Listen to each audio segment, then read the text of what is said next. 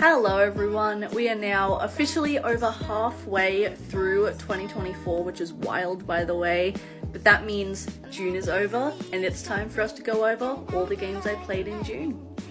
Now, unfortunately, this month we didn't really get to do a whole lot on top of the games we were playing just kind of being quite long games. I've also been on and off sick for like 2 of the 4 weeks of June, so I did have to cancel quite a few streams as well, which means we only got to finish 2 games this month.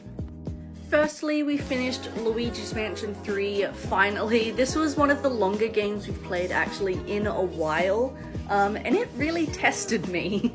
Overall, I enjoyed it. It got me to enjoy it enough that I just picked up Luigi's Mansion 2 to play at some point as well. But I struggled a lot with a lot of the puzzles in this one actually. Not only did I need a lot of help from chat, I had to look up quite a few walkthroughs as well. Not necessarily because of the kinds of puzzles, just because there's so many mechanics to focus on and so many little things you can do that going into a puzzle you have to assess like which of your 10 abilities you need to use. And it was actually quite challenging in some points. The final boss had me raging like it was a Dark Souls game. This was intense. It gets a 6 out of 10 from me, but I am excited to play the second game because I've heard that this is just like one of the harder ones out of the trilogy anyway, so we're gonna give number 2 a shot. And lastly was the System Shock remake, specifically the PS5 version that came out this year. I want to start this off by saying I think it's a good game, and I'm very glad that I played it and experienced it. I'm proud of myself for finishing it, but I never want to touch it again.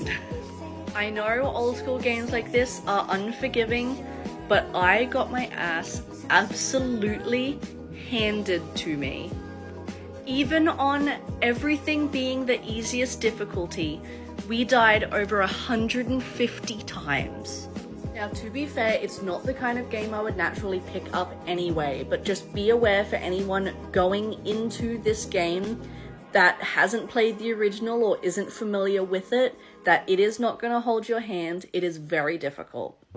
It's getting a 5 out of 10 from me. Again, I'm fully aware this is a user error, skill issue, like I get it. But my main problems, objectives, it really doesn't tell you what you need to do, like at all, unless you happen to find some random audio log halfway across the map that kind of tells you what you're doing. There's no objectives at all, and there were so many times I would have to backtrack like 5 or 6 floors to get a crucial key item that I missed and just wasn't informed about. There are not very many healing items, there's not much ammo, there's not much inventory space. The inventory organization system is actually kind of annoying, and the enemies want you dead at all costs.